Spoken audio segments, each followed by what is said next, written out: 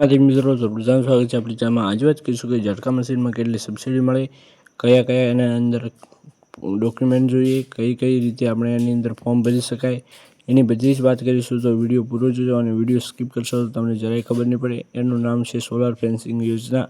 આ કેવી રીતે ખેડૂતોને મદદરૂપ થાય છે એની વાત કરીએ તો ખેડૂત મિત્રો, તમારે જે પાક હોય છે એને ખૂબ જ નીલગાય અને ભૂંડ હોય એ ખૂબ નુકસાન કરતા હોય છે। તો એ નુકસાન ન થાય એના માટે સરકાર હવે સહાય આપી રહી છે। કેટલી સહાય આપે છે આની આપણે આગળ વાત કરીશું।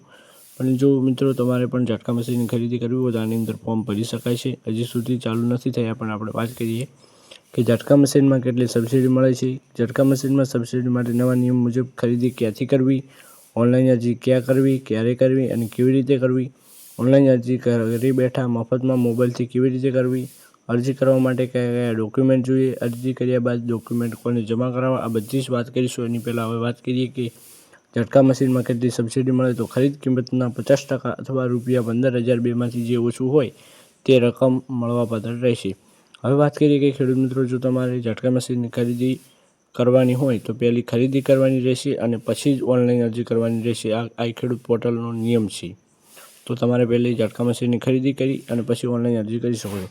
હવે વાત કરીએ કે ક્યાંથી ખરીદી કરવાની, તો માન્ય જીએસટી બિલ ધરાવતા ડીલર પાસેથી BIS તથા ISI દ્વારા માન્ય કરેલ સોલાર મશીન, બેટરી અને સોલાર પેનલની ખરીદી કરવાની રહેશે ખેડૂત મિત્રો।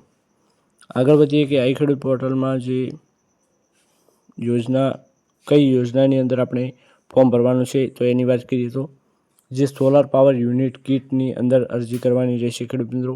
એટલે કે સોલાર પાવર યુનિટ કિટની અંદર અરજી કરવાની રહેશે। ઓનલાઈન અરજી કેવી રીતે કરવી, તો ગ્રામ પંચાયત ખાતે જે તે ગામના વીસી એટલે કે કોમ્પ્યુટર ઓપરેટર હોય એમની પાસે CSC કોમન સર્વિસ સેન્ટર અને સાયબર કાફે જે ઝેરોક્ષની દુકાન હોય ત્યાં પણ તમે અરજી કરાવી શકો છો। અને જો ખેડૂત પોતે શિક્ષિત હોય કે પછી એમના સંતાન શિક્ષિત હોય તો પણ તે ઘરે બેઠા એમના મોબાઈલથી જ યુટ્યુબમાં વિડીયો જોઈને પણ અરજી ઓનલાઈન કરી શકે છે। હવે આગળ વધીએ કે એક જે નોંધ છે, ખાસ નોંધની વાત કરીએ તો ડ્રો સિસ્ટમ બંધ કરેલ છે। વહેલા તે પહેલાંના ધોરણે ઓનલાઈન અરજી લેવામાં આવશે। એટલે કે ડ્રો સિસ્ટમ પહેલી થતી હતી એ બંધ થઈ ગઈ છે અને હવે વહેલા તે પહેલાં ઓનલાઈન અરજી લેવામાં આવશે। હવે વાત કરીએ કે જે ઝટકા મશીનની ખરીદી કર્યા પછી શું કરવાનું એની વાત કરીશું।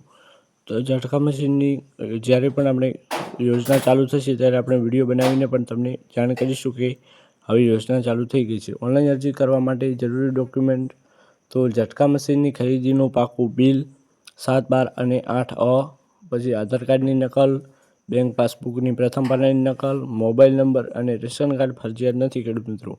આ બધા જ ડોક્યુમેન્ટ અને જે તે તાલુકાની ખેતીવાડી ઓફિસ ખાતે જમા કરવાના છે। એની વાત કરીએ તો ઝટકા મશીન ખરીદીનું પાકું બિલ, BIS તથા ISI દ્વારા માન્ય સર્ટિફિકેટ, ઓનલાઈન અરજી પ્રિન્ટ 7, 12 અને 8A, આધાર કાર્ડની ઝેરોક્સ, બેંક પાસબુકની ઝેરોક્સ, દિવ્યાંગ પ્રમાણપત્ર જો લાગુ પડતું હોય તો, જાતિનો દાખલો, SC અને STના લોકો માટે, ઝટકા મશીન લાભાર્થી સાથે ફોટો, ઝટકા મશીન, સોલાર પેનલ, બેટરીનો સિરિયલ નંબરવાળો ફોટો, આ બધા જ ડોક્યુમેન્ટ તમારે 7 દિવસની અંદર તમારા જે પણ ગ્રામ સેવકશ્રી હોય, ખેતીવાડીની ઓફિસ હોય, તાલુકાની જે ઓફિસ હોય ત્યાં જમા કરાવવાનું રહેશે।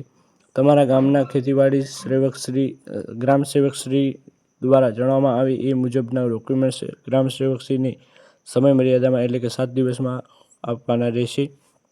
અને જ્યારે પણ તમે ફોર્મ ભરી ગયા પછી બધું કમ્પ્લીટ થઈ જશે ત્યારે તમારા ઘરે ખેતીવાડી ઓફિસ દ્વારા એક કર્મચારી આવીને તમારું જે ઝટકા મશીન છે એને ચેક કરશે અને પછી 2 મહિના કે 1 મહિનાની અંદર તમારા જે પણ પૈસા છે એ તમારા ખાતામાં આવી જશે। તો આ હતું જે સોલાર પાવર યુનિટ કિટની અંદર કેવી રીતે અરજી કરવી। તો તમને આ વિડીયો ખૂબ ગમ્યો હશે એવી આશા રાખું છું। હવે મળીશું એક નવા વિડીયો સાથે, ત્યાર સુધી જય માતાજી।